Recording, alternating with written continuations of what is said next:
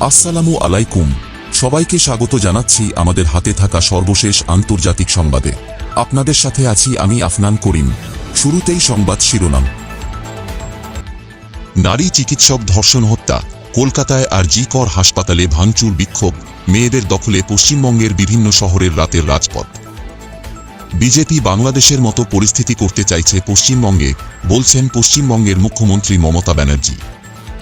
জুলাই হত্যাকাণ্ড সহ মানবতাবিরোধী অপরাধে শেখ হাসিনা সহ 10 জনের বিরুদ্ধে তদন্ত শুরু। 140 কোটি ভারতীয় বাংলাদেশের হিন্দুদের নিরাপত্তা নিয়ে উদ্বিগ্ন, বলছেন ভারতের প্রধানমন্ত্রী নরেন্দ্র মোদী। এবং সর্বশেষে ডক্টর ইউনূসের সহিংসতা অবসানের আহ্বানকে স্বাগত, নিরাপত্তা পুনরুদ্ধার এবং সংখ্যালঘু সম্প্রদায় সুরক্ষায় ইউনূস সরকারের ফোকাস রয়েছে, বলছে যুক্তরাষ্ট্র। রাত বাড়ার সঙ্গে সঙ্গে যেন জেগে উঠল পশ্চিমবঙ্গ তথা গোটা ভারত। বাড়তে থাকে ভিড়। বুধবার রাতে রাস্তার দখল নিতে শুরু করে মেয়েরা। যাদবপুর একাডেমি কলেজ স্ট্রিট তো বটেই, শহরের প্রতিটি কোণা, জেলায় জেলায় চলল জমায়েত। এমনকি রাজ্যের সীমানা পেরিয়ে দিল্লি, মুম্বাই ও বেঙ্গালুরুও রাত যাচ্ছে আর.জি. করের নির্যাতিতার ন্যায় বিচারের দাবিতে। রাত দখলে নেমেছে সুদূর স্কটল্যান্ডের রাজধানী এডিনবরাও। কলকাতা থেকে কুচবিহার, বনগাঁ থেকে বেহালা, সর্বত্রই রাতের রাজপথ চলে গেছে মেয়েদের দখলে। ব্যানার ফেস্টুন হাতে পথে নেমে পড়েছে শত শত নারী। তাদের সঙ্গ দিচ্ছেন পুরুষরাও। কারো হাতে মশাল, কেউ জ্বেলেছেন মোবাইলের টর্চ। প্রত্যেকের দাবি একটাই, আর.জি. করকাণ্ডে সুবিচার চাই। সবার মুখে গর্জে উঠছে উই ওয়ান্ট জাস্টিস স্লোগান। কেবলমাত্র কলকাতা নয়, সার্বিকভাবে গোটা রাজ্যের চিত্রটা একই রকম। এক কথা বলা চলে, স্বতঃস্ফূর্ত গণজাগরণ। আর.জি. কর হাসপাতালের সামনে জমায়েতে দেখা যাচ্ছে মশাল হাতে নারীদের মিছিল। কেউ জাতীয় পতাকা হাতে, কেউ মুখে কালো কাপড় বেঁধে রাতের শহর দখলের জমায়েতে হাজির। রাত 9টার আগে থেকেই যাদবপুর বাসস্ট্যান্ডে ভিড় বাড়তে শুরু করে। একাডেমিতেও ভিড় 8 থেকে 80 সব বয়সের নারীদের। মশাল হাতে রাত দখলের আন্দোলনে ঝাড়গ্রামের নারীরা। আর.জি. করের ঘটনার বিচার চেয়ে গর্জে উঠছে স্লোগান। হাওড়ায় বিভিন্ন রাস্তায় মানুষের ঢল নেমেছে। তাদের একটাই স্লোগান, ইনসাফ চাই। বাঁকুড়া জেলার নারীরাও অস্থির হও না, শুধু প্রস্তুত হও, উই ওয়ান্ট জাস্টিস স্লোগানকে সামনে রেখে নিজেদের অধিকার প্রতিষ্ঠার লক্ষ্যে রাত দখলের লড়াইয়ে সামিল হয়েছেন।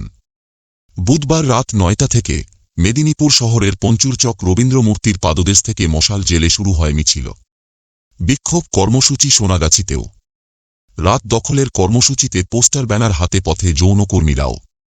বর্ধমানের কার্জন গেটের সামনে জড়ো হন বিপুল সংখ্যক মানুষ। রানীর মূর্তির পাশে জমায়েত হয়। ভাতার, গুসকরা, মেমারি সব জায়গাতেই মিছিল বের হয়। এদিকে মিছিলে শ্যামবাজার অবরুদ্ধ। সিঁথি মোড়ের অবস্থাও তাই। অসংখ্য নারী, শিশুদের কোলে নিয়ে মিছিলে পা মিলিয়েছেন। রাজনৈতিক রং, দলমত নির্বিশেষে চলছে জমায়েত। লক্ষণীয় ভিড় লক্ষ্য করা গেছে অল্প বয়সী মেয়েদের। সবটাই স্বতঃস্ফূর্ত। প্রসঙ্গত, ভারতের পশ্চিমবঙ্গের আর.জি. কর মেডিকেল কলেজের এক চিকিৎসককে ধর্ষণের পর হত্যা ঘিরে ভারত জুড়ে বিক্ষোভ ছড়িয়ে পড়েছে। এই হত্যাকাণ্ডের প্রতিবাদে দেশ থেকে নিপীড়নমূলক ব্যবস্থার বিলোপের লক্ষ্যে বুধবার ভারতের স্বাধীনতা দিবসের রাতে রাস্তায় নেমে বিক্ষোভ পালনের ঘোষণা দেন দেশটির নাগরিকরা। মেয়েরা রাত দখল করো নামের এই বিক্ষোভ কর্মসূচি ভারত জুড়ে পালন করার ঘোষণা দেন বিক্ষোভকারীরা। ইতোমধ্যে ভারতের বিভিন্ন প্রদেশে এই আন্দোলনের সমর্থনে বিক্ষোভ সমাবেশ শুরু হয়েছে। কলকাতায় আর.জি. কর মেডিকেল কলেজ ও হাসপাতালে ব্যাপক ভাঙচুর হয়েছে। গত শুক্রবার এই হাসপাতাল থেকে এক নারী চিকিৎসকের মরদেহ উদ্ধার করা হয়। তাঁকে ধর্ষণের পর হত্যার প্রতিবাদে পশ্চিমবঙ্গ জুড়ে আন্দোলন চলছে। গত রাতেও রাজপথে বিক্ষোভ হয়েছে। রাতে একদল বিক্ষোভকারী জোর করে আর.জি. কর হাসপাতালে ঢুকে যান। চালানো হয় ব্যাপক ভাঙচুর। হাসপাতালের জরুরি বিভাগ ও পুলিশের কয়েকটি গাড়ি ভাঙচুর করা হয়। সংবাদ মাধ্যম দ্য টেলিগ্রাফের খবর, আন্দোলনরত চিকিৎসকদের ছাউনি এ সময় ভাঙচুর করা হয়। বিক্ষোভকারীদের ছত্রভঙ্গ করতে পুলিশ লাঠিপেটা করে, কাঁদানে গ্যাস ছোড়ে। এতে আহত হন বেশ কয়েকজন। ময়নাতদন্তের প্রতিবেদনে দেখা গেছে ওই চিকিৎসকের শরীরের বিভিন্ন স্থানে আঘাতের চিহ্ন রয়েছে। তাঁকে শ্বাসরোধ করার প্রমাণও পাওয়া গেছে। শরীরে পাওয়া গেছে রক্তক্ষরণের চিহ্ন। এসব তথ্য প্রমাণের ভিত্তিতে একটি হত্যা মামলা দায়ের করে তদন্ত শুরু করেছে কলকাতা পুলিশ। গড়ে তোলা হয়েছে পুলিশের একটি বিশেষ তদন্ত কমিটি। আরজি কর মেডিকেল কলেজের ঘটনার পরিপ্রেক্ষিতে পুরো ভারতের হাসপাতালের নিরাপত্তা ব্যবস্থা নিয়ে প্রশ্ন উঠে গেছে, বিক্ষোভ হচ্ছে। এরই মধ্যে জাতীয় মেডিকেল কমিশন একটি নির্দেশিকা জারি করেছে। সেখানে বলা হয়েছে, নিরাপদ কর্মস্থল গড়ার জন্য প্রতিটি মেডিকেল কলেজকে একটি নীতিমালা প্রণয়ন করতে হবে। ওই নীতিমালায় শিক্ষক, ছাত্র এবং রেসিডেন্ট ডাক্তারদের সুরক্ষার ব্যবস্থা নিতে হবে। বহির্বিভাগ, ওয়ার্ড, হস্টেল এবং সব উন্মুক্ত জায়গায় যেন সন্ধ্যার পর থেকে যথেষ্ট আলো থাকে, সিসিটিভির নজরদারি যাতে চলে। ছাত্রছাত্রীদের ওপরে যে কেন সহিংস ঘটনার দ্রুত তদন্ত করে পুলিশকে খবর দিতে হবে। জাতীয় মেডিকেল কমিশনকে সেই তথ্য ৪৮ ঘণ্টার মধ্যে জানাতে হবে। আবার আসামের শিলচরের মেডিকেল কলেজ নারীদের জন্য অন্যরকম পরামর্শ দিয়েছে।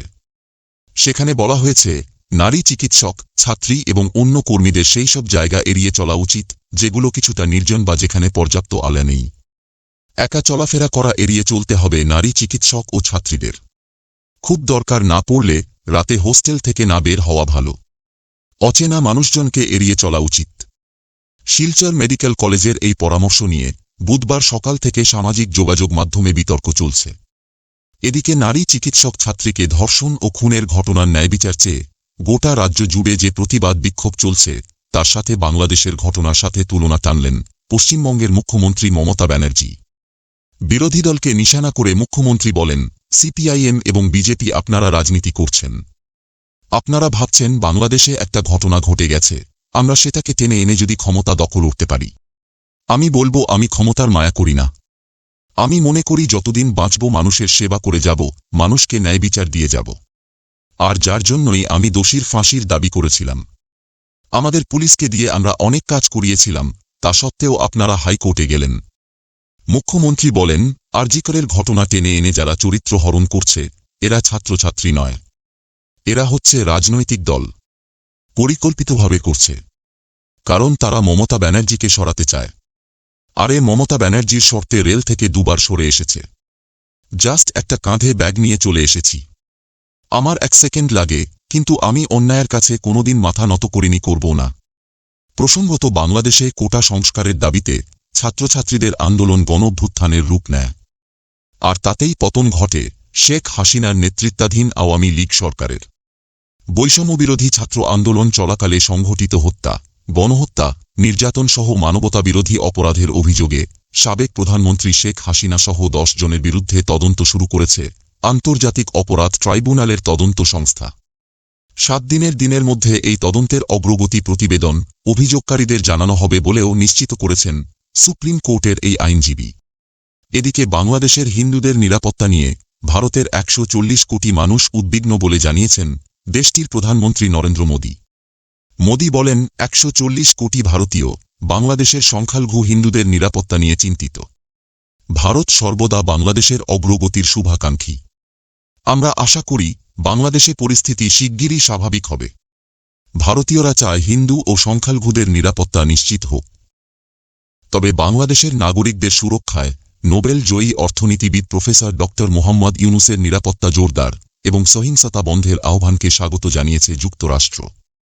মার্কিন স্টেট ডিপার্টমেন্টের নিয়মিত ব্রিফিংয়ে সাংবাদিকদের প্রশ্নের জবাবে মুখপাত্র বেদান্ত প্যাটেল বাংলাদেশের অন্তর্বর্তী সরকারের উদ্যোগের প্রশংসা করেছেন।